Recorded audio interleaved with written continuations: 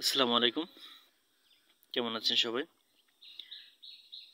ছোট্ট ছোট্ট প্লাস্টিকের বোতল কেটে দেখেন কত সুন্দর ফুল গাছ রাখা যায় ছাদ বাগানে।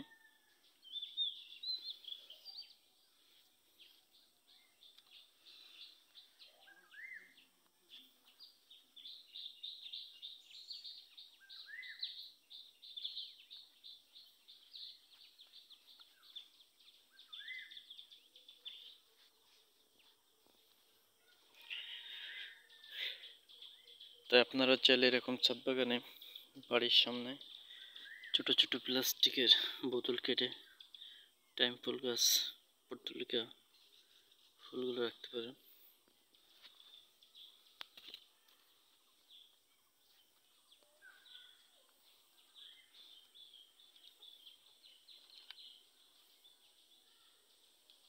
পাঁচ লিটারের বোতল কেটে মরিচ চাষ করছি এখানে। কত সুন্দর মরিচ হয়েছে দেখুন।